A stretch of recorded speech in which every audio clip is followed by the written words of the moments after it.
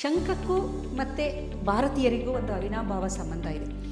ವಿಷ್ಣು ದೇವಾಲಯಗಳಲ್ಲಿ ಶಂಖವನ್ನು ಊದಿದಾಗ ಆ ಒಂದು ಮಂಗಳಾರತಿ ಆಗ್ತಿದೆ, ದೇವರ ಒಂದು ಪೂಜೆ ನಡೀತಾ ಇದೆ ಅಂತ ಗೊತ್ತಾಗುತ್ತೆ. ಶಂಖದ ಇಂದ ಎಷ್ಟು ಪ್ರಯೋಜನ ನಮಗೆ ಅಂದರೆ, ನಮ್ಮ ಹಿರಿಯರು ಅದನ್ನೆಲ್ಲ ಏನಕ್ಕೆ ಪ್ರತಿದಿನ ಮನೆಯಲ್ಲಿ ಒಂದು ಶಂಖ ಇರೋದು ಪೂಜಾ ಸಮಯದಲ್ಲಿ ಅದನ್ನು ಊದಬೇಕು ಅಂತ ಅನ್ನೋರು. ಕಾರಣ ಏನು ಅಂದರೆ, ಅದರದೇ ಆದ ಒಂದು ಆರೋಗ್ಯಕ್ಕೆ ಸಂಬಂಧಿಸಿದಂಥ ಬಹಳಷ್ಟು ಪ್ರಯೋಜನಗಳು ಅದರಲ್ಲಿತ್ತು. ಶಂಖವನ್ನು ಊದಿದರೆ ನಿಮಗೆ ಈ ನಾಸ್ ಜೀನ್ ಆಕ್ಟಿವೇಟ್ ಆಗುತ್ತೆ. ಇದು ಎಷ್ಟು ಅದ್ಭುತ ಅಂದರೆ, ಕೆಲವೊಂದು ಪ್ರಕ್ರಿಯೆಗಳು ನಮಗೆ ಗೊತ್ತಿತ್ತು ಅಂದರೆ ನಾವು ಅದಕ್ಕೆ ಮನುಷ್ಯ ಸೃಷ್ಟಿಕರ್ತನ ಥರ ಆಗ್ಬೋದು. ನಾವು ಇದೆಲ್ಲ ಸಣ್ಣ ವಿಚಾರ ಆಗ್ಬೋದು, ನಗ್ತಾರೆ ಕೆಲವರು ಹೇಳಿದಾಗ. ನಿಮಗೆ ಜ್ಞಾಪಕ ಇರ್ಬೋದು, ಈ ಕೋವಿಡ್ ಸಂದರ್ಭದಲ್ಲಿ ಪ್ರಧಾನಿಯವರು ನೀವು ಒಂದು ಸೌಂಡ್ ಬೆಲ್ ಮಾಡಿ ಜಾಕ್ಟೇನೋ ಏನೋ ಅಂದಾಗ ಎಲ್ಲ ನಗಾಡ್ಬಿಟ್ರು. ಅಯ್ಯೋ ಇಡೀ ಏನು ಅದಕ್ಕೂ ಏನು ಸಂಬಂಧ, ಹಾಗೆ ಹೀಗೆ. ಮುಖದ ಒಂದು ನರ್ವ್ ಎಂಡ್ಸ್ ಇರುತ್ತೆ, ಫೇಶಿಯಲ್ ನರ್ವ್ಗಳು, ಗ್ಲಾಸೋಫೆರೆಂಜಿಯಲ್ಲು, ವೇಗಲ್ ನರ್ವು, ಇವೆಲ್ಲ ಈ ಸೈಡಲ್ಲೆಲ್ಲ ಹೋಗ್ತಾ ಇರುತ್ತೆ. ವೇಗಲ್ ಬ್ರ್ಯಾಂಚ್ ಇದೆ, ಮುಖದಲ್ಲೂ ವೇಗಲ್ ಬ್ರ್ಯಾಂಚ್ ಎಲ್ಲ ಇದೆ. ಗ್ಲಾಸೋಫೆರೆಂಜಿಯಲ್ ನರ್ವ್ಸ್ ಅಂತೆಲ್ಲ ಇದೆ, ಇದೆಲ್ಲ ಮುಖದಲ್ಲೂ ಇರುತ್ತೆ. ಮತ್ತು ಗಂಟಲ ಹತ್ರ ಇಲ್ಲೆಲ್ಲ ಬರುತ್ತೆ, ಇಲ್ಲಿವರೆಗೂ ಬರುತ್ತೆ. ಶಂಖ ಊದಿದಾಗ ಈ ನರ್ವ್ಗಳು ಸ್ಟ್ರೆಂಥನ್ ಆಗ್ತಾ ಬರುತ್ತೆ. ಹಾಗಾಗಿ ಮುಖ ಕಳೆಯಾಗಿರುತ್ತೆ, ಆರೋಗ್ಯವಾಗಿರುತ್ತೆ.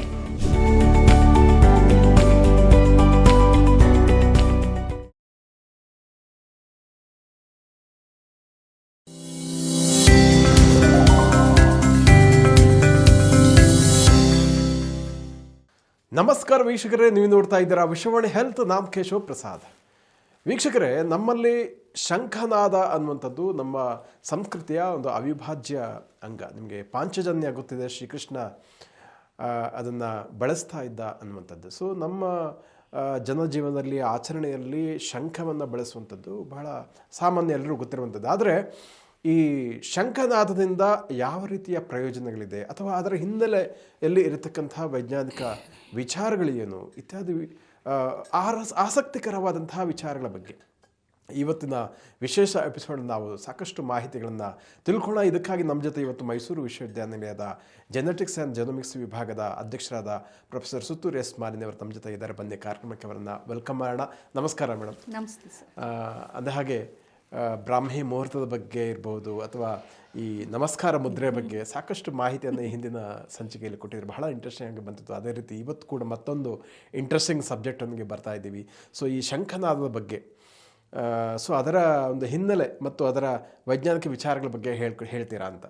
ಸರ್, ನೀವೇ ಹೇಳಿದ್ರಿ ಶಂಖ ನಾದ ಅಂದಿದ ತಕ್ಷಣ ನಮಗೆ ಮಹಾಭಾರತದ ಒಂದು ಪೋಸ್ಟರ್ ಇದೆಯಲ್ಲ, ಅದು ಕೃಷ್ಣ ಶಂಖನ ಪಾಂಚಜನ್ಯವನ್ನು ಓದೋದು, ಅದು ಜ್ಞಾಪಕಕ್ಕೆ ಬರುತ್ತೆ.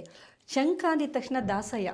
ಹೌದು ನೋಡಿ, ಶ್ರಾವಣ ಶನಿವಾರ ಬಂದು ಜಾಗಟೆ ಬಾರಿಸ್ಕೊಂಡು ಶಂಖವನ್ನು ಊದಿ ಅವರು ಭಿಕ್ಷಾಟನೆ ಮಾಡಿ ಆ ಆಹಾರವನ್ನು ತೆಗೆದುಕೊಂಡು ಅಡುಗೆ ಮಾಡಿ ದೇವರಿಗೆ ನೈವೇದ್ಯ ಮಾಡಿ, ಇದೆಲ್ಲ ನಮ್ಮ ಸಂಸ್ಕೃತಿಯಲ್ಲಿ, ನಮ್ಮ ಆಚಾರ ವಿಚಾರ ಸಂಪ್ರದಾಯದಲ್ಲಿ ಹಾಗೆ ಒಂದು ಬೆರೆಯಲ್ಪಟ್ಟಂತಹ ವಿಚಾರಗಳು.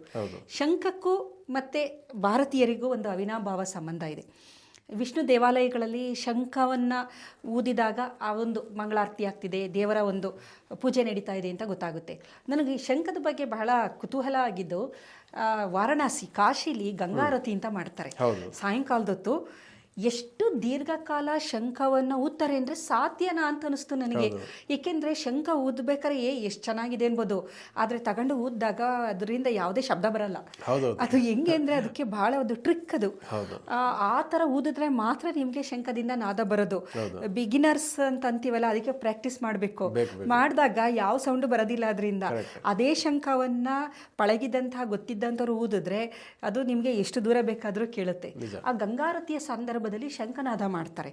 ಎಷ್ಟು ಚೆನ್ನಾಗಿ ಮಾಡ್ತಾರೆ ಅಂದರೆ, ನನಗೆ ಆಶ್ಚರ್ಯ ಆಗಿದ್ದು ಶಂಖನಾದಕ್ಕಿಂತ ಅವರ ಲಂಗ್ ಕೆಪಾಸಿಟಿ, ಅವ್ರ ಶ್ವಾಸಕೋಶ ಏನಪ್ಪ ಇದು ಮೆಟಲಿಂದ ಏನಾದ್ರು ಮಾಡಿಬಿಟ್ಟಿದ್ದಾರಾ, ಇಷ್ಟು ಸ್ಟ್ರಾಂಗ್ ಆಗಿದೆಯಲ್ಲ ಇವ್ರದ್ದು ಲಂಗ್ಸ್ಗಳು ಅಂತ ಅನಿಸ್ತು. ಏಕೆಂದರೆ ಅಷ್ಟು ದೀರ್ಘಾವಧಿಯಲ್ಲಿ ನೀವು ಆ ಥರ ಒಂದು ಶಬ್ದವನ್ನು ಮಾಡಬೇಕು ಅಂದರೆ ನಿಮ್ಮ ಲಂಗ್ಸ್ಗಳು ತುಂಬ ಚೆನ್ನಾಗಿರಬೇಕು.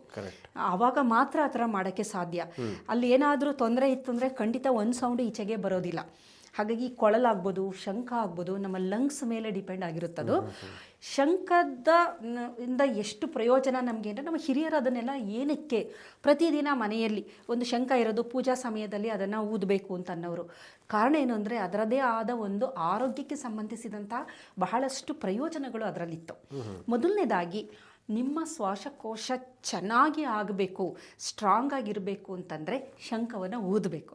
ಶುರುವಲ್ಲಿ ನಿಮಗೆ ಅದರಿಂದ ಶಬ್ದ ಬರದೇ ಹೋದರೂ ಪರವಾಗಿಲ್ಲ, ಅಭ್ಯಾಸ ಮಾಡ್ತಾ ಮಾಡ್ತಾ ಏನಾಗುತ್ತೆ, ನಿಮಗೆ ಅದು ಒಂದು ಕರಗತ ಆಗುತ್ತದೆ ಶಂಖವನ್ನು ಯಾವ ರೀತಿ ಊದಬೇಕು ಅಂತ. ಇಲ್ಲೇನಾಗುತ್ತೆ ಅಂದರೆ, ಇನಲೇಷನ್, ದೀರ್ಘವಾದ ಎಕ್ಸಲೇಷನ್. ಈಗ ನೋಡಿ, ನಮ್ಮ ಉಸಿರಾಟ ಇದೆಯಲ್ಲ, ನಮ್ಮ ಆರೋಗ್ಯವನ್ನು ನಿರ್ಧಾರ ಮಾಡಿರೋದೇ ಉಸಿರಾಟ. ಮನುಷ್ಯ ಬದುಕಿದ್ದಾನೆ ಅಂದರೆ ಉಸಿರಾಡ್ತಾ ಇದ್ದಾನೆ, ಉಸಿರು ಹೋಯ್ತು ಅಂದರೆ ಹೋಯ್ತು. ಹಾಗಾಗಿ ಯಾವುದು ಬಹಳ ಮುಖ್ಯ ಮನುಷ್ಯನಿಗೆ ಅಂದರೆ ಉಸಿರು, ಪ್ರಾಣವಾಯು ಅಂತ ನಾವು ಅಂತೀವಲ್ಲ. ಹನುಮಂತನಿಗೆ ಪ್ರಾಣ ದೇವರು, ಮುಖ್ಯ ಪ್ರಾಣ ಅಂತಂತೀವಿ. ಅಂದರೆ ಪ್ರಾಣನೇ ಮುಖ್ಯ, ಆ ವಾಯುನೇ ಮುಖ್ಯ ನಮಗೆ. ಅದು ಇನಲೇಷನ್ ಎಕ್ಸಲೇಷನು ತುಂಬ ಚೆನ್ನಾಗಬೇಕು ಅಂದರೆ, ದೀರ್ಘವಾದ ಉಸಿರನ್ನು ಬಿಡುವಂತಹ ಪ್ರಕ್ರಿಯೆ ಏನಿದೆ ಅದು ನೀವು ಶಂಖವನ್ನು ಊದಿದಾಗ ನಡೆಯುವಂಥದ್ದು. ಇದರಿಂದ ಏನಾಗುತ್ತೆ ಅಂದರೆ, ನಮ್ಮ ಲಂಗ್ ಕೆಪಾಸಿಟಿ ಇದೆಯಲ್ಲ, ಸಾಮಾನ್ಯವಾಗಿ ನಮ್ಮ ಶ್ವಾಸಕೋಶವನ್ನು ಸಂಪೂರ್ಣವಾಗಿ ನಾವು ಯಾರೂ ಬಳಕೆ ಮಾಡ್ತಾ ಇಲ್ಲ. ಮೇಲಿನ ಭಾಗದಿಂದ ಉಸಿರಾಡ್ತಾ ಇರ್ತೀವಿ, ಕೆಳಗಡೆ ಡೀಪು ಇಡೀ ಎಂಟೈರ್ ಏನು ಒಂದು ಆರ್ಗನ್ ಇದೆ ಶ್ವಾಸಕೋಶ, ಅದನ್ನು ನಾವು ಬಳಕೆ ಮಾಡ್ತಾ ಇಲ್ಲ. ರೆಸಿಡಿಯಲ್ ಆಕ್ಸಿಜನ್ ಅಂತ ಕೆಳಗಡೆ ಇರುತ್ತೆ, ಅದಾಗಿ ಉಳ್ಕೊಂಡಿರೋದು. ನೀವು ಶಂಖನಾದ ಮಾಡಿದಾಗ ಇರೋದೆಲ್ಲ ಈಚೆ ಬಂದು ಫ್ರೆಶ್ ಆಗಿ ನೀವು ಆಕ್ಸಿಜನ್ ದೇಹಕ್ಕೆ ಹೋಗುತ್ತೆ. ಆಕ್ಸಿಜನು ಜಾಸ್ತಿ ನಮ್ಮ ಒಂದು ಶ್ವಾಸಕೋಶ ಏನಿದೆ ಅದಕ್ಕೆ ಆ ಕೆಪಾಸಿಟಿ ಬಂತು ಅಂದರೆ ಲವಲವಿಕೆಯಿಂದ ಇರ್ತೀವಿ. ಏಕೆಂದರೆ ಅದು ಬಹಳ ಮುಖ್ಯ ನಮಗೆ. ಪ್ರತಿಯೊಂದು ಜೀವಕೋಶ ಚೆನ್ನಾಗಿರಬೇಕು ಅಂದರೆ ಅದಕ್ಕೆ ನ್ಯೂಟ್ರಿಷನ್ ಬೇಕು, ಆಕ್ಸಿಜನ್ ಬೇಕು. ಇಲ್ಲ ಅಂತಂದರೆ ಏನಾಗುತ್ತೆ, ಆಕ್ಸಿಜನ್ ಕಮ್ಮಿ ಆದಾಗ ಹೈಪಾಕ್ಸಿಕ್ ಕಂಡೀಷನ್, ಅಲ್ಲಿ ಸೆಲ್ಯುಲರ್ ಡೆತ್ ಆಗುತ್ತೆ, ನೆಕ್ರೋಸಿಸ್ ಆಗುತ್ತೆ. ನೆಕ್ರೋಸಿಸ್ ಅಂದರೆ ಸಾಯ್ತಾ ಬರುತ್ತೆ ನಮ್ಮ ಜೀವಕೋಶಗಳು. ಅಪಾಪ್ಟಾಸಿಸು, ನೆಕ್ರೋಸಿಸು, ಏನೇನೋ ತೊಂದರೆಗಳು ಇವೆಲ್ಲ ಅಂದರೆ ಜೀವಕೋಶಗಳು ಸಾಯುವ ಪ್ರಕ್ರಿಯೆ ಆಗೋಗುತ್ತೆ. ಯಾವಾಗ ಆಕ್ಸಿಜನ್ ಚೆನ್ನಾಗಿ ದೊರಕುತ್ತೆ, ಖುಷಿಯಾಗಿ ಲವಲವಿಕೆಯಿಂದ ಇರುತ್ತೆ, ನಾವು ಹೋಲ್ ಬಾಡಿನೂ ತುಂಬ ಆರೋಗ್ಯವಾಗಿ. ಈಗ ನೋಡಿ, ಯಾರಿಗೆ ಚೆನ್ನಾಗಿ ಆ ಬ್ರೀದಿಂಗ್ ಎಲ್ಲ ಇರುತ್ತೆ ಅವರ ಮುಖ ಫ್ರೆಶ್ ಆಗಿರುತ್ತೆ, ಅವರು ಲವಲವಿಕೆಯಿಂದ ಇರ್ತಾರೆ, ಕಳಗುಂದಿರಲ್ಲ. ಯಾರಿಗೆ ಆಕ್ಸಿಜನ್ ಕಮ್ಮಿ ಆಗಿರುತ್ತೆ ಅಂಥ ಸಂದರ್ಭದಲ್ಲಿ ದೇಹ ಒಂಥರ ಗೊತ್ತಾಗೋಗುತ್ತೆ ನಮಗೆ, ತುಂಬ ಆಯಾಸ ಅನ್ನುವಂಥದ್ದು. ಹಾಗಾಗಿ ಮೊದಲನೇದಾಗಿ ನಮ್ಮ ಶ್ವಾಸಕೋಶಕ್ಕೆ ಬಹಳ ಪ್ರಮುಖವಾಗಿ ಅದು ಸ್ಟ್ರೆಂಥನ್ ಮಾಡ್ತಾ ಬರುತ್ತೆ, ಆಕ್ಸಿಜನ್ ಸಪ್ಲೈ ಜಾಸ್ತಿ ಮಾಡುತ್ತೆ. ಎರಡನೇದು ಶಂಖನಾದದ್ದು. ಏನಕ್ಕೆ ಇದನ್ನೆಲ್ಲದು ನಮ್ಮ ಹಿರಿಯರು, ನಾನು ಇತ್ತೀಚೆಗೆ ಇದ್ರ ಬಗ್ಗೆ ಬಹಳಷ್ಟು ರಿಸರ್ಚ್ ಮಾಡ್ತಾ ಇದ್ದೀನಿ, ಏನಕ್ಕೆ ಇದನ್ನೆಲ್ಲ ಇವರು ಬಳಕೆ ಮಾಡ್ತಾಯಿದ್ರು ಅಂದರೆ, ಪ್ರಮುಖವಾಗಿ ಮುಂಭಾಗದ ಮೆದುಳು ಆ್ಯಕ್ಟಿವೇಟ್ ಮಾಡೋದೇ ನಮ್ಮ ಹಿರಿಯರ ಪ್ರಮುಖ ಉದ್ದೇಶ. ಎಲ್ಲ ಆಚರಣೆಗಳನ್ನ ನೀವು ನೋಡಿ, ಮುಖ್ಯವಾಗಿ ನೀನು ಮನುಷ್ಯ, ನೀನು ದೈವತ್ವಕ್ಕೆ ಏರಬೇಕು, ಆ ಶಕ್ತಿ ನಿನಗಿದೆ. ನೀನು ಅದು ಏರಬೇಕು ಅಂದರೆ ನಿನ್ನ ಪ್ರೀಫ್ರಾಂಟಲ್ ಕಾರ್ಟೆಕ್ಸ್, ಮುಂಭಾಗದ ಮೆದುಳನ್ನ ಆ್ಯಕ್ಟಿವೇಟ್ ಮಾಡಬೇಕು. ಯಾವ ಯಾವ ವಿಧಾನಗಳು ಅದನ್ನ ಆ್ಯಕ್ಟಿವೇಟ್ ಮಾಡಬೇಕು ಅಂತಂದರೆ, ನಿನ್ನ ವೇಗಸ್ ನರ್ವ್ ಆ್ಯಕ್ಟಿವೇಟ್ ಮಾಡಬೇಕು, ಪ್ಯಾರಾಸಿಂಪಥೆಟಿಕ್ ನರ್ವಸ್ ಸಿಸ್ಟಮ್ ಆ್ಯಕ್ಟಿವೇಟ್ ಮಾಡಬೇಕು, ಮುಂಭಾಗದ ಮೆದುಳು ಆ್ಯಕ್ಟಿವೇಟ್ ಆಗುತ್ತೆ. ಮುಂಭಾಗದ ಮೆದುಳು ಆ್ಯಕ್ಟಿವೇಟ್ ಆದರೆ ನಿಮ್ಮ ಪ್ರಾಣಿ ಮೆದುಳು ಶಟ್ ಡೌನ್ ಆಗಿಬಿಡುತ್ತದೆ. ಅದು ಯಾವಾಗಲೂ ನಿಮ್ಮನ್ನು ಭಯದಲ್ಲಿಡೋ ಅಂಥದ್ದು, ಕೋಪದಲ್ಲಿಡೋ ಅಂಥದ್ದು, ಹೊಡೆದಾಟಕ್ಕೆ ಪ್ರೇರೇಪಿಸುವಂಥದ್ದು, ಕೆಟ್ಟದ್ದು ನಾವು ಏನಂತೀವಿ, ಹೊಡೆದಾಟ, ಬೈಗುಳ, ಜಗಳ, ಕಲಹ ಇವೆಲ್ಲ ಇದೆಯಲ್ಲ, ಅದು ಹಿಂಭಾಗದ್ರದ್ದು ಕೆಲಸ. ಅದಕ್ಕೆ ಅದನ್ನ ಪ್ರಾಣಿ ಮೆದುಳು ಅಂತ ನಾವು ಕರೆಯೋದು. ಪ್ರಾಣಿಗಳು ಯಾವ ಥರ ಬಿಹೇವ್ ಮಾಡುತ್ತೆ, ಎಲ್ಲೋ ಆಹಾರ ಇತ್ತು ಅಂದರೆ ಕಿತ್ತಾಡ್ಕೊಳ್ತವೆ. ಪಾಪ ಅವು ಕಿತ್ತಾಡಲ್ಲ, ಕೆಲವು ಸಲ ಮನುಷ್ಯನೇ ಇನ್ನೂ ಜಾಸ್ತಿ ಕಿತ್ತಾಡೋದು. ಆದರೆ ಪ್ರಾಣಿ ಮೆದುಳು ಅಂತ ಅನ್ನೋದು ಪ್ರಾಣಿ ಥರ. ನೀನು ಒಂದು ಮೃಗ, ನೀನೊಂದು ಪ್ರಾಣಿ ಅಂತ ಏನಕ್ಕೆ ಬೈತೀವಿ ಅಂದರೆ, ಕಲ್ಚರ್ ಇಲ್ಲ ನಿನಗೆ, ಸಂಸ್ಕಾರ ಇಲ್ಲ ಅನ್ನೋದಕ್ಕೆ ಅಂತೀವಿ. ಹಾಗಾಗಿ ಆ ಮೆದುಳು ನಮಗಿದೆ. ಯಾವ ವ್ಯಕ್ತಿ ಅದನ್ನು ಆ್ಯಕ್ಟಿವೇಟ್ ಮಾಡ್ಕೊತಾನೆ ಅವನು ಹಂಗೆ ಪ್ರಾಣಿ ಥರನೇ ಬದುಕ್ತಾ ಇರ್ತಾನೆ. ಯಾವ ವ್ಯಕ್ತಿ ಮುಂಭಾಗದ ಮೆದುಳು ಆ್ಯಕ್ಟಿವೇಟ್ ಮಾಡ್ಕೊತಾನೆ ಅವನು ನಿಜವಾಗ್ಲೂ ಸಾತ್ವಿಕ ವ್ಯಕ್ತಿ, ಒಬ್ಬ ಅದ್ಭುತ ವ್ಯಕ್ತಿ, ಸಾಧಕ, ಪ್ರಜ್ಞಾವಂತ, ಬುದ್ಧಿವಂತ ಅಂತೆಲ್ಲ ನಾವೇಂತೀವಲ್ಲ, ಅವರೆಲ್ಲ ಮುಂಭಾಗದ ಮೆದುಳನ್ನು ಆ್ಯಕ್ಟಿವೇಟ್ ಮಾಡ್ತಾರೆ. ಇದು ಒನ್ ಆಫ್ ದ ಒಂದು ಮೆಥಡ್. ಇದು ಶಂಖವನ್ನು ಊದೋದ್ರಿಂದ ಇದು ಆ್ಯಕ್ಟಿವೇಟ್ ಆಗುತ್ತೆ ನಿಮಗೆ. ಎಲ್ಲಿ ನಮ್ಮ ಹಿರಿಯರು ಎಲ್ಲೆಲ್ಲಿ ಸಾಧ್ಯನೋ ಮುಂಭಾಗದ ಮೆದುಳನ್ನು ಆ್ಯಕ್ಟಿವೇಟ್ ಮಾಡೋಕ್ಕೆ ಅಂಥದ್ದು ಎಲ್ಲ ಆಚರಣೆಗಳನ್ನು ಕೊಟ್ಟಿದ್ದಾರೆ ನಮಗೆ. ಆದರೆ ನಾವೇನು ಮಾಡ್ತೀವಿ, ಅಜ್ಜಿದಲ್ವಾ ಅದೇನು ಅದರಿಂದ ಪ್ರಯೋಜನ, ತಾತಂದಲ್ವಾ ಅವರು ವಿದ್ಯೆ ಕಲ್ತಿಲ್ಲ, ಅವರೇನು ಏನು ಅವಿದ್ಯಾವಂತರು, ಅವ್ರು ಕೊಟ್ಟದ್ದು ಏನು ಮಹಾ ಅಂತ ಅಂದ್ಕೊಂಡು ನೆಗ್ಲೆಕ್ಟ್ ಮಾಡ್ತಾಯಿದ್ದೀವಿ. ಅದಕ್ಕೆ ನಾವು ಈ ಒಂದು ಯುಗದಲ್ಲಿ, ತಾಂತ್ರಿಕ ಯುಗದಲ್ಲಿ ಇಷ್ಟೆಲ್ಲ ಇದ್ರೂ ಮನಸ್ಸಿಗೆ ನೆಮ್ಮದಿ ಇಲ್ಲದಾಗೆ ನಾವು ಬದುಕ್ತಾ ಇರೋದು. ಸೊ ಅದೊಂದು ಬಹಳ ಮುಖ್ಯವಾದದ್ದು. ಇನ್ನೊಂದು ಬಹಳ ಪ್ರಮುಖವಾಗಿ ಇದರಿಂದ, ಶಂಖನಾದದಿಂದ ಉಂಟಾಗೋಂಥ ಭಾಳ ಮುಖ್ಯವಾದ ಒಂದು ಪ್ರಯೋಜನ ಅಂದರೆ, ನಮ್ಮ ದೇಹದಲ್ಲಿ ನೈಟ್ರಿಕ್ ಆಕ್ಸೈಡ್ ಅನ್ನುವ ಒಂದು ಕೆಮಿಕಲ್ನ ಜಾಸ್ತಿ ಬಿಡುಗಡೆ ಮಾಡುತ್ತೆ ಶಂಖ ಊದಿದಾಗ. ಹೌದಾ? ಒಂದು ಜೀನ್ ಇದೆ, ಈ ನಾಸ್ ಜೀನ್ ಅಂತ ಇದೆ. ಶಂಖವನ್ನು ಊದಿದ್ರೆ ನಿಮಗೆ ಈ ನಾಸ್ ಜೀನ್ ಆಕ್ಟಿವೇಟ್ ಆಗುತ್ತೆ. ಇದು ಎಷ್ಟು ಅದ್ಭುತ ಅಂದರೆ, ಕೆಲವೊಂದು ಪ್ರಕ್ರಿಯೆಗಳು ನಮಗೆ ಗೊತ್ತಿತ್ತು ಅಂದರೆ ನಾವು ಅದಕ್ಕೆ ಮನುಷ್ಯ ಸೃಷ್ಟಿಕರ್ತನ ಥರ ಆಗ್ಬೋದವನು ಮನಸ್ಸು ಮಾಡಿದ್ರೆ. ಈಗೆಲ್ಲ ನೋಡಿ, ಯಂತ್ರಗಳ ಆವಿಷ್ಕಾರ ಅಂದರೆ ಸೃಷ್ಟಿನೇ ಮಾಡಿರೋದಲ್ವಾ. ಒಂದು ಇಡೀ ಜಗತ್ತಿನಲ್ಲಿರುವ ಒಂದೇ ಒಂದು ಪ್ರಾಣಿಗೆ ಇನ್ನೊಂದನ್ನು ಸೃಷ್ಟಿ ಮಾಡೋ ಅಂಥ ಶಕ್ತಿ ಇರೋದು ಮನುಷ್ಯ ಮಾತ್ರ. ಏನ್ ಬೇಕಾದ್ರೂ ಸೃಷ್ಟಿ ಮಾಡ್ತಾನೆ ಅಲ್ವಾ. ಬೇರೆ ಇನ್ಯಾವ ಪ್ರಾಣಿಗಳಿಗೂ ಇನ್ನೊಂದನ್ನು ಸೃಷ್ಟಿ ಮಾಡೋಕ್ಕಾಗಲ್ಲ. ಅದರ ಪೀಳಿಗೆನ ಅದು ಕಂಟಿನ್ಯೂ ಮಾಡುತ್ತೆ, ಸಂತಾನ ವೃದ್ಧಿ ಆಗುತ್ತೆ, ಬಿಟ್ರೆ ಇನ್ನೊಂದನ್ನು ಕ್ರಿಯೇಟ್ ಮಾಡೋಕ್ಕಾಗಲ್ಲ. ಮನುಷ್ಯನಿಗೆ ಮಾತ್ರ ಆ ಒಂದು ಶಕ್ತಿ ಇರೋದು. ಹಾಗಾಗಿ ನೈಟ್ರಿಕ್ ಆಕ್ಸೈಡ್ ನ ಬಿಡುಗಡೆ ಮಾಡುವ ಜೀನ್ ಆಕ್ಟಿವೇಟ್ ಆಗುತ್ತೆ ಶಂಖ ಊದ್ದಾಗ. ಅವಾಗ ಆ ಜೀನು, ಏಕೆಂದರೆ ಡೀಪ್ ಇನಲೇಷನ್ ಎಲ್ಲ ಬರುತ್ತಲ್ಲ, ಅವಾಗೇನಾಗುತ್ತೆ ಅಂದರೆ ಕೆಲವೊಂದು ರಾಸಾಯನಿಕ ಪ್ರಕ್ರಿಯೆ, ಇವೆಲ್ಲ ಯಾವ ಥರ ಅಂದರೆ ದೇಹದಲ್ಲಿ ಕೆಲವೊಂದು ರಾಸಾಯನಿಕ ಪ್ರಕ್ರಿಯೆನ ಆಕ್ಟಿವೇಟ್ ಮಾಡ್ತೀವಿ ನಾವು. ಅದು ಮಾಡಿದಾಗ ಕೆಲವೊಂದು ಟ್ರಾನ್ಸ್ಕ್ರಿಪ್ಷನ್ ಫ್ಯಾಕ್ಟರ್ಸ್ಗಳು ಹೋಗಿ ಆ ಜೀನ್ಗೆ ಬೈಂಡ್ ಆಗಿ ಆ ಜೀನ ಆಕ್ಟಿವೇಟ್ ಮಾಡುತ್ತೆ. ಅದಾದಾಗ ಏನಾಗುತ್ತೆ ಅಂದರೆ ಅದ್ಭುತ. ಅದಾದಾಗ ನಿಮ್ಮ ಇದು ಲಂಗ್ಸಲ್ಲಿ ಇದೆಯಲ್ಲ, ರಕ್ತನಾಳಗಳು ಹಿಗ್ಗುತ್ತೆ, ರಕ್ತನಾಳಗಳು ಹಿಗ್ತಾ ಬರುತ್ತೆ. ಹಿಗ್ಗದಾಗ ಏನಾಗುತ್ತೆ, ಅಲ್ಲಿ ರಕ್ತ ಪರಿಚಲನೆ ಚೆನ್ನಾಗಾಗುತ್ತೆ. ನಿಮ್ಮ ಶ್ವಾಸಕೋಶದಲ್ಲಿ ರಕ್ತ ಪರಿಚಲನೆ ಚೆನ್ನಾಗಾಗುತ್ತೆ. ರಕ್ತ ಪರಿಚಲನೆ ಚೆನ್ನಾಗಾಯಿತು ಅಂದರೆ ನಿಮಗೆ ಯಾವುದೇ ರೀತಿಯ ಸೋಂಕುಗಳು ಬರೋದಿಲ್ಲ. ಇಲ್ಲ ಅಂತಂದರೆ ನಮಗೇನಾಗುತ್ತೆ, ಲಂಗ್ಸ್ಗೆ ಯಾವಾಗಲೂ ಇನ್ಫೆಕ್ಷನ್ ಜಾಸ್ತಿ, ಗಂಟ್ಲು ಇದು ನೋವಾಗೋದು, ವೈರಲ್ ಇನ್ಫೆಕ್ಷನ್. ಕೋವಿಡ್ ವೈರಲ್ ಇದೆ ಅಲ್ವಾ, ವೈರಲ್ ಇನ್ಫೆಕ್ಷನ್. ಅದರಿಂದ ಏನಾಯಿತು ಅಂತಂದರೆ ಲಂಗ್ ಉಸಿರಾಟಕ್ಕೆ ತೊಂದರೆಯಾಗಿ ಎಲ್ಲ ಮರಣ ಹೊಂದಿದ್ದು ಉಸಿರಾಟದ ತೊಂದರೆ, ಆಕ್ಸಿಜನ್ ಕಮ್ಮಿ ಆಗ್ತಾ ಬಂತು. ಅಲ್ಲ, ಇತ್ತೀಚಿನ ವರ್ಷಗಳಲ್ಲಿ ತುಂಬಾ ದೊಡ್ಡ ತೊಂದರೆ ಆಗಿದೆ ಆಫ್ಟರ್ ಎಸ್ಪೆಷಲಿ ಕೋವಿಡ್ ಕಾಲಘಟ್ಟದ ನಂತರ. ಇನ್ನೂ ಕೆಲವರು ಹೇಳ್ತಾರೆ ಮುಂಬರುವ ಭವಿಷ್ಯದಲ್ಲಿ ಇದೇ ದೊಡ್ಡ ಸಮಸ್ಯೆ ಆಗುತ್ತೆ, ಲಂಗ್ಸ್ ಅನ್ನ ಕಾಪಾಡಿ ಅಂತ. ಸೊ ಅದಕ್ಕೆ ಶಂಖ ತುಂಬಾ ಬೆಸ್ಟ್ ಅಂತ ಅನ್ಸುತ್ತೆ. ಬೆಸ್ಟ್, ನಿಜವಾಗ್ಲೂ ನಾನು ಹೇಳ್ತಾ ಇದ್ದೀನಿ. ಶಂಖನ ಅಭ್ಯಾಸ ಮಾಡಿಸಿ ಮಕ್ಕಳಿಗೆ. ಎಲ್ಲರ ಮನೇಲಿ ಇದ್ದೇ ಇರುತ್ತೆ. ಇಲ್ಲ ಅಂದ್ರೆ ಒಂದು ತಗೊಂಡು ಅದನ್ನ ಶುರು ಮಾಡಿದಾಗ ಸೌಂಡ್ ಬರಲ್ಲ, ಒಪ್ಕೊಂತೀನಿ, ನಿಧಾನಕ್ಕೆ ಬರುತ್ತೆ. ನೈಟ್ರಿಕ್ ಆಕ್ಸೈಡು ಏನು ಮಾಡುತ್ತೆ, ವ್ಯಾಸೋಡಯಲೇಷನ್ ಅಂತ. ವ್ಯಾಸೋಡಯಲೇಷನ್ ಅಂದರೆ ನಿಮಗೆ ದೊಡ್ಡದು ಮಾಡುತ್ತೆ ಅದನ್ನು, ರಕ್ತನಾಳಗಳು. ಅದು ಹೃದಯ ಆಗ್ಬೋದು, ಶ್ವಾಸಕೋಶ ಆಗ್ಬೋದು. ಈಗ ನೋಡಿ, ಡೆಡ್ಲಿ ಡಿಸೆಂಬರ್ ಈ ಸಂದರ್ಭದಲ್ಲಿ ಏನಾಗುತ್ತೆ ಅಂತಂದರೆ, ಬಹಳ ಚಳಿ ಇರೋದ್ರಿಂದ ರಕ್ತನಾಳಗಳು ಕನ್ಸ್ಟ್ರಕ್ಷನ್ ಆಗುತ್ತೆ. ಏನಕ್ಕೆ ಸಣ್ಣದಾಗುತ್ತೆ ಅಂತಂದರೆ, ದೇಹದ ಒಂದು ಉಷ್ಣತೆ ಹೋಗಬಾರ್ದು, ದೇಹದ ಉಷ್ಣತೆನ ಕಾಪಾಡ್ಕೋಬೇಕು. ನಾವೆಲ್ಲ ಹೋಮಿಯೋಥೆರಪಿಕ್ ಆ್ಯನಿಮಲ್ಸ್ ಅಂತ ಮನುಷ್ಯ. ಅಂದರೆ ಹೊರಗಡೆ ಉಷ್ಣತೆ ಎಷ್ಟೇ ಇದ್ರೂ, ಹೊರಗಡೆ 0 ಇದ್ರೂ ನಮ್ಮದು 37 ಇರುತ್ತೆ, ಹೊರಗಡೆ 47ಗೆ ಟೆಂಪ್ರೇಚರ್ ರೇಸ್ ಆದರೂ ನಮ್ಮದು 37 ಇರುತ್ತೆ. ಹಾಗಾಗಿ ನಮ್ಮ ದೇಹದ ಉಷ್ಣತೆಯನ್ನು ಕಾಪಾಡ್ಕೋಬೇಕು ಅಂತಂದರೆ ಚಳಿಗಾಲದಲ್ಲಿ ಕನ್ಸ್ಟ್ರಕ್ಟ್ ಆಗುತ್ತೆ ನಮ್ಮ ಬ್ಲಡ್ ವೆಸಲ್ಲು, ಆವಾಗಲೇ ಹಾರ್ಟ್ ಅಟ್ಯಾಕ್ ಆಗೋದು. ಸಣ್ಣ ಆಗಿಬಿಡುತ್ತಲ್ವಾ, ಮತ್ತು ಬ್ಲಡ್ ಸ್ವಲ್ಪ ವಿಸ್ಕಸ್ ಆಗುತ್ತೆ, ಮೇಲೆ ಬ್ಲಾಕ್ಸ್ಗಳು ಜಾಸ್ತಿ ಆಗುತ್ತೆ. ಹಾರ್ಟ್ ಅಟ್ಯಾಕ್ ತುಂಬ ಕಾಮನ್. ನವೆಂಬರ್ ಡಿಸೆಂಬರ್ ಬಹಳ ಮಂದಿ ಈ ಥರ ತೊಂದರೆಗಳಾಗುತ್ತೆ. ಹಾಗಾಗಿ ನಿಮಗೆ ವ್ಯಾಸೋ ಡೈಲೇಷನ್ ಆಗಬೇಕು, ನಿಮ್ಮ ಹೃದಯ, ನಿಮ್ಮ ಶ್ವಾಸಕೋಶ ಚೆನ್ನಾಗಬೇಕು ಅಂತಂದರೆ ಶಂಖವನ್ನು ಯಾರು ಊದ್ತಾರೆ ಆವಾಗ ವ್ಯಾಸೋ ಡೈಲೇಷನ್ ಆಗುತ್ತೆ. ಬಿಕಾಸ್ ಆಫ್ ನೈಟ್ರಿಕ್ ಆಕ್ಸೈಡ್, ಈ ನಾಸ್ ಜೀನ್ ಅನ್ನೋದು ಆ್ಯಕ್ಟಿವೇಟ್ ಆಗಿ ಆಗುವಂಥ ಪ್ರಕ್ರಿಯೆ. ಇನ್ನೊಂದು ಬಹಳ ನೋಡಿ, ನಾವು ಇದೆಲ್ಲ ಸಣ್ಣ ವಿಚಾರ ಆಗ್ಬೋದು, ನಗ್ತಾರೆ ಕೆಲವರು ಹೇಳಿದಾಗ. ನಿಮಗೆ ಜ್ಞಾಪಕ ಇರ್ಬೋದು, ಈ ಕೋವಿಡ್ ಸಂದರ್ಭದಲ್ಲಿ ಪ್ರಧಾನಿಯವರು ನೀವು ಒಂದು ಸೌಂಡ್ ಬೆಲ್ ಮಾಡಿ ಜಾಕ್ಟೇನೋ ಏನೋ ಅಂದಾಗ ಎಲ್ಲ ನಗಾಡ್ಬಿಟ್ರು. ಅಯ್ಯೋ, ಇಡೀ ಏನು ಅದಕ್ಕೂ ಏನು ಸಂಬಂಧ, ಹಾಗೆ ಹೀಗೆ. ಬಟ್ ಎಲ್ಲೋ ಒಂದು ಕಡೆ ಸಂಬಂಧ ಇದೆ. ಕಾರಣ ಇದು, ಈ ಶಂಖದ ನಾದ ಏನಿದೆ ಅದು ನ್ಯಾಚುರಲ್, ಅದು ನ್ಯಾಚುರಲ್ ಆಗಿ ಬರುವಂತಹ ಒಂದು ಶಬ್ದ. ಇದೇನು ಮಾಡುತ್ತೆ, ನಮ್ಮ ಮೆದುಳಿನಲ್ಲಿ ಆಲ್ಫಾ ಅಲೆಗಳನ್ನು ಕ್ರಿಯೇಟ್ ಮಾಡುತ್ತೆ. ಬೀಟಾ ಫೈರಿಂಗ್ ಆಗ್ತಾ ಇರುತ್ತಲ್ಲ, ಅದಕ್ಕೆ ನಿಮ್ಮ ಮೆದುಳು ಶಾಂತವಾಗಿ ಆಗಬೇಕು ಅಂತಂದರೆ ಆಲ್ಫಾ ಅಲೆಗಳನ್ನು ಸೃಷ್ಟಿ ಮಾಡುತ್ತೆ. ಅದು ಮೆದುಳು ಕಾಮ್ ಡೌನ್ ಆಗುತ್ತೆ. ಇನ್ನೊಂದು ಬಹಳ ಮುಖ್ಯವಾದದ್ದು, ದೇವಸ್ಥಾನಗಳಿಗೆ ನೀವು ಹೋದಾಗ ಕಾಯಿಲೆ ಏನೋ ಹೋಗಿರ್ತೀರ, ಹುಷಾರಿಲ್ಲ, ದೇವಸ್ಥಾನಕ್ಕೆ ಹೋಗಿ ಸ್ವಲ್ಪ ಅಲ್ಲೇ ಇದ್ದು ಬಂದರೆ ಒಂದು ಸ್ವಲ್ಪ ಆರಾಮಂತ ಅನಿಸುತ್ತೆ. ಆವಾಗ ನಾವೇನು ಅನ್ಕೊಂತೀವಿ, ಪವಾಡ, ಭಾಳ ದೊಡ್ಡ ಶಕ್ತಿಶಾಲಿ ದೇವರು ಅದಕ್ಕೆ ಅಂತ. ಅದು ನಂಬಿಕೆ ಒಂದಿರಲಿ ಬಿಡಿ, ಅದೇನು ನಾನು ಅದ್ರ ಬಗ್ಗೆ ಮಾತಾಡೋದು. ಆದರೆ ಪೂರಕವಾಗಿ ಏನೇನು ನಡೆಯುತ್ತೆ ಅಂದರೆ, ದೇವಸ್ಥಾನದ ಒಳಗಡೆ ಈ ಸೂಕ್ಷ್ಮಾಣು ಜೀವಿಗಳು, ವೈರಸ್ಸು, ಬ್ಯಾಕ್ಟೀರಿಯಾ, ಫಂಗಸ್ ಇವೆಲ್ಲ ಏನಿರುತ್ತೆ ಅದು ಇರೋದಿಲ್ಲ ಆ ಜಾಗ. ಆ ಒಂದು ಪರಿಸರ ಯಾವುದೇ ರೀತಿಯ ಈ ಸೋಂಕಿನ ಸೂಕ್ಷ್ಮಾಣು ಜೀವಿಗಳಿಂದ ಹೊರತಾಗಿರುತ್ತೆ. ಕಾರಣ, ಈ ನಾವು ಬೆಲ್ನ ಹೊಡಿತೀವಲ್ಲ, ದೇವರ ಗಂಟೆ ಶಂಖನಾದ ಮಾಡಿದಾಗ ಆ ಫ್ರೀಕ್ವೆನ್ಸಿ ಇರುತ್ತಲ್ಲ, ವೈಬ್ರೇಷನ್ನು ಈ ಸೂಕ್ಷ್ಮಾಣು ಜೀವಿಗಳ ಮೇಲೆ ಒಂದು ಕವಚ ಮಾಡ್ಕೊಂಡು ವ್ಯಾಕ್ಯೂಲ್ಸ್ಗಳು ಮಾಡ್ಕೊಂಡ್ಬಿಟ್ಟಿರ್ತದೆ. ಈ ವ್ಯಾಕ್ಯೂಲ್ಗಳು ಒಳಗಡೆ ಸೇರ್ಕೊಂಡಿರೋದ್ರಿಂದ ಇಮ್ಯೂನ್ ಸಿಸ್ಟಮಿಂದ ಎಸ್ಕೇಪ್ ಆಗಿಬಿಡುತ್ತದೆ.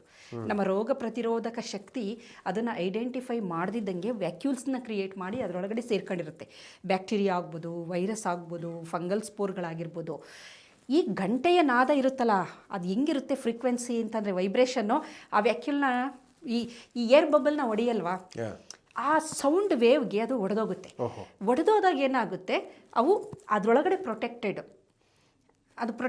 ಅದು ಒಡೆದೋದಾಗ ಏನಾಗುತ್ತೆ, ಅವು ಸತ್ತೋಗುತ್ತೆ. ಸೊ ಹಾಗಾಗಿ ಆ ಒಂದು ಪ್ರದೇಶ ಏನಾಗಿರುತ್ತೆ ಅಂದರೆ ಈ ಥರ ಸೂಕ್ಷ್ಮಾಣು ಜೀವಿಗಳಿಂದ ಹೊರತಾಗಿರೋದ್ರಿಂದ ನಿಮಗೆ ಒಂದು ಮತ್ತೆ ಕ್ಯಾಂಪರ್, ಈ ಯಾವುದು ಕರ್ಪೂರ, ಅದ್ರದ್ದು ಸ್ಮೆಲ್ ಆಗ್ಬೋದು, ಗಂಟೆ, ಇದೆಲ್ಲ ನಮ್ಮನ್ನ ಆಲ್ಫಾಗೆ ತಗೊಂಡೋಗುತ್ತೆ. ಮನಸ್ಸು ಕಾಮ ಆಗುತ್ತೆ, ಮಾನಸಿಕವಾಗಿ, ದೈಹಿಕವಾಗಿ ಇದೆಲ್ಲ ಆಗುತ್ತೆ. ಮತ್ತು ತೀರ್ಥ ಕೊಟ್ಟಾಗ ತುಳಸಿ ಇರುತ್ತೆ, ಅದೊಂದು ಆ್ಯಂಟಿ ಬ್ಯಾಕ್ಟೀರಿಯಲ್ಲು, ಆ್ಯಂಟಿ ವೈರಲ್ಲು, ಆ್ಯಂಟಿ ಫಂಗಲ್ಲು, ಈ ಥರ ಏನೋ ಇವೆಲ್ಲ ಅಂಶಗಳಿರುತ್ತಲ್ಲ ಇದೆಲ್ಲ. ಆಮೇಲೆ ಮೆದುಳಿನ ಕೆಲವೊಂದು ಭಾಗಗಳು ಹೂವಿನ ಪರಿಮಳಕ್ಕೆ ಕೆಲವೊಂದು ಆಲ್ಫ್ಯಾಕ್ಟ್ರಿ ಇದು ಆ್ಯಕ್ಟಿವೇಟ್ ಆಗುತ್ತೆ. ಇದೆಲ್ಲ ಆಗುತ್ತಲ್ವ, ಇದು ಒನ್ ಆಫ್ ದ ರೀಸನ್ ಇರಬಹುದು ಅಂತ ನಾನು ಹೇಳ್ತಿರೋದು. ಇದರಿಂದನೇ ಅವ್ರು ಹೇಳಿದ್ರಲ್ವ, ಗಂಟೆ ಬಾರಿಸಿ ಆಗುತ್ತೆ ಅಂದರೆ ನಗಾಡಿದ್ರು. ಅದನ್ನು ಸುಮ್ಮನೆ ನೀವು ನೋಡಿದ್ರೆ ಎಲ್ಲೋ ಒಂದು ಕಡೆ ಆ ವೈಬ್ರೇಷನ್ ಇದ್ದಾಗ ಆ ಏನಾದ್ರು ಆ ಸೂಕ್ಷ್ಮಾಣು ಜೀವಿಗಳು ಆ ಪರಿಸರದಲ್ಲಿದ್ದರೆ ನಾಶ ಆಗಬಹುದು ಅಂತ ಒಂದು ಲಿಂಕ್ ಕೊಡಬಹುದು. ಅದರಿಂದನೇ ಅಂತಲ್ಲ, ಒಂದು ಲಿಂಕ್ ಸಿಕ್ಕುತ್ತೆ ನಮಗೆ. ಹಾಗಾಗಿ ಯಾವುದನ್ನೇ ಯಾರೇ ಹೇಳಿದ್ರು ಒಂದೇ ಸಲ ಅದನ್ನು ತೆಗೆದಾಕ ಬದಲು ಅದ್ರ ಬಗ್ಗೆ ಒಂದು ಸ್ವಲ್ಪ ಡೆಪ್ತಲ್ಲಿ ಆಳವಾಗಿ ಇಳಿದು ನೋಡಬೇಕು. ಇದು ಇರಬಹುದಾ ಅಂತ, ಒಂದು ಇರಬಹುದು, ಬಟ್ ಎಷ್ಟು ಸಮಯ ಅನ್ನೋದ್ರ ಮೇಲೆ ಡ್ಯೂರೇಷನ್ ಎಲ್ಲ ವೇರಿ ಆಗುತ್ತೆ. ಬಟ್ ಈ ಶಂಖವನ್ನು ಓದಿದಾಗ ಆ ಒಂದು ಫ್ರೀಕ್ವೆನ್ಸಿಗೆ ಅದೇನಾಗುತ್ತೆ, ಒಂದು ಮೆದುಳನ್ನ ಕಾಮ್ ಡೌನ್ ಮಾಡುತ್ತೆ. ಆ ಪರಿಸರವನ್ನು ಆ ಒಂದಷ್ಟು ಏನು ಸೂಕ್ಷ್ಮಾಣು ಜೀವಿಗಳಿಂದ ನಮಗೆ ಅದನ್ನು ಒಂದು ಒಳ್ಳೆಯ ನಿಷ್ಕಲ್ಮಶ ಅಥವಾ ಒಂದು ಏನು ಕಲ್ಮಶ ಇಲ್ಲದೆ ಇರೋ ಅಂಥದ್ದು ಮಾಡುತ್ತೆ. ಇನ್ನೊಂದು ಬಹಳ ಮುಖ್ಯವಾಗಿ ಅದರಿಂದ ಪ್ರಯೋಜನ ಆಗೋದು ಅಂದರೆ ನಮ್ಮ ಮುಖದ ಒಂದು ನರ್ವ್ ಎಂಡ್ಸ್ ಇರುತ್ತೆ, ಫೇಶಿಯಲ್ ನರ್ವ್ಗಳು, ಗ್ಲಾಸೋಫೆರೆಂಜಿಯಲ್ಲು, ವೇಗಲ್ ನರ್ವು, ಇವೆಲ್ಲ ಈ ಸೈಡಲ್ಲೆಲ್ಲ ಹೋಗಿರುತ್ತಿದ್ದು ಹಿಂಗೆ ಹೋಗ್ತಾ ಇರುತ್ತೆ. ವೇಗಲ್ ಬ್ರ್ಯಾಂಚ್ ಇದೆ, ಮುಖದಲ್ಲೂ ವೇಗಲ್ ಬ್ರ್ಯಾಂಚ್ ಎಲ್ಲ ಇದೆ. ಗ್ಲಾಸೋಫೆರೆಂಜಿಯಲ್ ನರ್ವ್ಸ್ ಅಂತೆಲ್ಲ ಇದೆ, ಇದೆಲ್ಲ ಮುಖದಲ್ಲೂ ಇರುತ್ತೆ. ಮತ್ತು ಗಂಟಲ ಹತ್ರ ಇಲ್ಲೆಲ್ಲ ಬರುತ್ತೆ, ಇಲ್ಲಿವರೆಗೂ ಬರುತ್ತೆ. ಶಂಖ ಊದಿದಾಗ ಈ ನರುಗಳು ಸ್ಟ್ರೆಂಥನ್ ಆಗ್ತಾ ಬರುತ್ತೆ. ಹಾಗಾಗಿ ಮುಖ ಕಳೆಯಾಗಿರುತ್ತೆ, ಆರೋಗ್ಯವಾಗಿರುತ್ತೆ. ಹೀಗೆ ಎಷ್ಟೊಂದು ಬೇಕಾದಷ್ಟು ಈ ಥರದ ಪ್ರಯೋಜನಗಳನ್ನು ನಾವು ನೋಡ್ಬೋದು. ಮತ್ತು ಎವಲ್ಯೂಷನರಿ ಪಾಯಿಂಟ್ ಆಫ್ ವ್ಯೂ ಶಂಖವನ್ನು ನಾವು ನೋಡಿದಾಗ, ಶಂಖವನ್ನು ಊದಿದಾಗ ಅದು ಒಂದು ನಮಗೆ ಆತ್ಮವಿಶ್ವಾಸ ಕೊಡುತ್ತೆ. ಯುದ್ಧಗಳ ಮೊದಲು ನೀವು ಏನಕ್ಕೆ ಊದ್ತಿದ್ರು ಅಂದರೆ ಅಟೆನ್ಷನ್. ಈಗ ಯುದ್ಧ ಆರಂಭ ಆಗ್ತಾ ಇದೆ ಅಂತ ನಾವೇನು ಮೈಕೆಲ್ಲ ಎಲ್ಲಿತ್ತು ಅವಾಗ, ಮಹಾಭಾರತದ ಸಮಯದಲ್ಲಿ ಮೈಕ್ ಇಲ್ಲ ನೀವು ಅನೌನ್ಸ್ ಮಾಡೋಕ್ಕೆ. ಆದರೆ ಅಷ್ಟೊಂದು ಲಕ್ಷಾಂತರ ಜನಗಳೆಲ್ಲ ಇದ್ದಂಥ ಸಂದರ್ಭದಲ್ಲಿ ನೀವು ಅವ್ರನ್ನ ಅಟೆನ್ಷನ್ ಅಂತೇಳಿ ನಾವು ಅವ್ರನ್ನ ಇದು ಮಾಡಬೇಕಂದ್ರೆ ಶಂಖ ಊದವರು ವರ್ತಮಾನಕ್ಕೆ ಹೇಳ್ಕೊಂಡು ಬರ್ತಾ ಇದ್ರು ಅಂತ ಶಂಖನಾದ ಒಂದು ಹೌದು. ಅಲರ್ಟ್ ಆಗ್ತಿತ್ತು. ಮತ್ತೆ ಯುದ್ಧಕ್ಕೆ ರೆಡಿ ಆಗಬೇಕು. ನಾವು ಸುಮ್ಮನೆ ಯುದ್ಧ ಮಾಡಿ ಅಂದ್ರೆ ಆಗಲ್ಲ ನಿಮಗೆ. ಅದಕ್ಕೆ ನೋಡಿ ಹರ ಹರ ಮಹಾದೇವ್ ಅಂತ ಅಷ್ಟು ಜೋರಾಗಿ ಏನು ಕಿರ್ಚ್ತಿದ್ರು ಅಂದ್ರೆ ಆವಾಗ ನಿಮ್ಮ ಸಿಂಪಥೆಟಿಕ್ ನರ್ವಸ್ ಸಿಸ್ಟಮ್ ತಗೊಂಡೋಗ್ತಾ ಇತ್ತು. ಆಮೇಲೆ ಬ್ಲಡ್ ಪ್ರೆಷರ್ ಜಾಸ್ತಿ ಆಗ್ತಿತ್ತು, ರಕ್ತದೊತ್ತಡ ಜಾಸ್ತಿಯಾಗಿ ನಿಮ್ಮನ್ನ ಅಗ್ರೆಸಿವ್ ಮೋಡಕ್ಕೆ ತಗೊಂಡೋಗ್ಬೇಕು. ನೀವು ಪ್ಯಾರಾಸಿಂಪಥೆಟಿಕ್ ಮೋಡಲ್ಲಿ ಇದ್ರೆ ಯುದ್ಧ ಮಾಡೋಕ್ಕಾಗಲ್ಲ, ನೀವು ಸಿಂಪಥೆಟಿಕ್ ಮೋಡಕ್ಕೆ ಬರಬೇಕಾಗುತ್ತೆ. ಸೊ ಅದಕ್ಕೆ ಅದನ್ನು ಓದ್ತಾ ಇದ್ರು, ಅಲರ್ಟ್ನೆಸ್ ಮತ್ತು ಕಮ್ಯುನಿಕೇಟ್ ಮಾಡೋದಕ್ಕೆ. ಈ ಥರ ಬೇಕಾದಷ್ಟು ಇದರಿಂದ ಉಪಯೋಗ ಇದೆ. ಆದರೆ ಈ ಶಂಖ ಊದಿ ಅಂತ ನಾನು ಹೇಳಿದ ತಕ್ಷಣ ಎಲ್ಲ ಪ್ರಯತ್ನ ಪಡಬೇಡಿ. ಹೈ ಬ್ಲಡ್ ಪ್ರೆಷರ್ ಇದ್ದವರು ಇದು ಶಂಖವನ್ನು ಊದಬಾರ್ದು. ಮತ್ತು ಏನಾದ್ರು ಸರ್ಜರಿಗಳಾಗಿರುತ್ತೆ ಅವರು, ಆಸ್ಥಮ್ಯಾಟಿಕ್ಕು, ಬ್ರಾಂಕೈಟಿಸು ಇರುವಂಥವ್ರು, ಮತ್ತು ಇಂಟರ್ನಲ್ ಇಯರಲ್ಲಿ ಪ್ರಾಬ್ಲಮ್ ಇರುತ್ತೆ ನೋಡಿ, ಕಿವಿ ಗುಯಿ ಅನ್ನೋದು ಅಂಥವ್ರು ಶಂಖನ ಊದಕ್ಕೆ ಹೋಗಬಾರ್ದು. ಏಕೆಂದರೆ ದೀರ್ಘವಾಗಿ ಎಕ್ಸಲೇಷನ್ ಮಾಡಿದಾಗ ಕೆಲವೊಂದು ತೊಂದರೆಗಳಾಗುವ ಸಾಧ್ಯತೆ ಇದೆ. ಆದರೆ ಮಕ್ಕಳಿಗೆ ಇದನ್ನು ಅಭ್ಯಾಸ ಮಾಡಿಸಿದ್ರೆ ನಿಜವಾಗ್ಲೂ ಅದರಿಂದ ಬೇಕಾದಷ್ಟು ಒಂದು ಅನುಕೂಲಗಳು ಆಗುತ್ತೆ. ಭಾಳ ಚೆನ್ನಾಗಿ ಹೇಳಿದ್ರಿ. ಶಂಖನಾದದಿಂದ ಇಷ್ಟೊಂದು ಉಪಯುಕ್ತ ವಿಚಾರಗಳು, ಯಾವೆಲ್ಲ ರೀತಿಯ ಒಂದು ವೈಜ್ಞಾನಿಕ ಅಂಶಗಳಿರುತ್ತೆ ಅನ್ನೋದ್ರ ಬಗ್ಗೆ, ಮತ್ತು ಕೋವಿಡ್ ಟೈಮಲ್ಲೂ ಕೂಡ ನಾವೀಗ ಅದ್ರ ಬಗ್ಗೆ ಡಿಸ್ಕಸ್ ಮಾಡಿದ್ವಿ. ಜಾಗಟೆ, ಶಂಖ ಇದನ್ನೆಲ್ಲ ಯಾಕೆ ಬಳಸಲಿಕ್ಕೆ ಪ್ರಧಾನಿಯವರು ಕೂಡ ಕರೆ ಕೊಟ್ಟರು, ಅನೇಕ ಅನುಮಾನಗಳು ಬಂತು. ಬಟ್ ದ ಸೇಮ್ ತುಂಬಾ ಟೈಮ್ ಟೀಕೆ ಮಾಡಿದ್ರು. ಬಟ್ ಏನಂದ್ರೆ ಇದು ಒನ್ ಆಫ್ ದ ರೀಸನ್. ಏಕೆಂದ್ರೆ ವಿಜ್ಞಾನಿಗಳ ಪ್ರಕಾರ ಆ ಒಂದು ಪರಿಸರದಲ್ಲಿ ಆ ಒಂದು ಸೂಕ್ಷ್ಮಾಣು ಜೀವಿಗಳು ವ್ಯಾಕ್ಯೂಲ್ ಅಲ್ಲಿ ಇರುತ್ತಲ್ಲ, ಅದನ್ನ ಡಿಸ್ಟರ್ಬ್ ಮಾಡುತ್ತೆ. ಈಗ ನೀರ್ ಬಬಲ್ನ ಹೇಗೆ ಒಡೆದಾಕ್ತಿವಿ, ಡಿಸ್ಟರ್ಬ್ ಮಾಡಿದಾಗ ಸಾಯುತ್ತದು, ಎಕ್ಸ್ಪೋಸ್ ಆದಾಗ ಅನ್ನೋದು ಇರಬಹುದು ಅಂತ ಒಂದು, ಅದೇಂತ ಗೊತ್ತಿಲ್ಲ. ಅದೊಂದು ಸಕಾರಾತ್ಮಕವಾದಂತಹ ಒಂದು ಮನೋಭಾವನೆಯನ್ನ ಮೂಡಿಸುವಂಥದ್ದು ಅಥವಾ ಒಂದು ಮನಸ್ಸಿಗೆ ಧೈರ್ಯವನ್ನ ಕೊಡುವಂಥದ್ದು, ಕೂಲ್ ಆಗ್ಲಿಕ್ಕೆ ಅದೊಂದು ಇದೆ. ಯಾಕಂದ್ರೆ ಕೋವಿಡ್ ಅಂದಾಗ ಬಹಳ ಭಯ ಇತ್ತು. ಆ ಭಯವನ್ನು ನಿವಾರಣೆ ಮಾಡಲಿಕ್ಕೆ ಖಡಾಖಂಡಿತವಾಗಿ ಅದು ಒಂದು ಪೂರಕ ಅಂಶವಾಗಿ ಆದ್ರೆ ಅಟ್ಲೀಸ್ಟ್ ಆಗಿರ್ಬೋದು ಅಂತಾನೆ ಹೇಳ್ಬೋದು. ಸೊ ಹಾಗಾಗಿ ಈ ಶಂಖನಾದ ಪ್ರಯೋಜನಗಳ ಬಗ್ಗೆ ಸಾಕಷ್ಟು ಉಪಯುಕ್ತವಾದ ಮಾಹಿತಿಯನ್ನು ನಮ್ಮ ವೀಕ್ಷಕರಿಗೆ ತಿಳಿಸಿಕೊಟ್ಟಿದ್ದೀರಾ, ಅದಕ್ಕಾಗಿ ಧನ್ಯವಾದಗಳು. ನಮಸ್ತೆ ವೀಕ್ಷಕರ, ಇಂತಹ ಮತ್ತಷ್ಟು ಉಪಯುಕ್ತ ವಿಡಿಯೋಗಳಿಗೆ ವಿಶ್ವವಾಣಿ ಹೆಲ್ತ್ ಯೂಟ್ಯೂಬ್ ಚಾನಲನ್ನು ವೀಕ್ಷಿಸಿ ಮತ್ತು ಸಬ್ಸ್ಕ್ರೈಬ್ ಮಾಡಿ. ವಂದನೆಗಳು.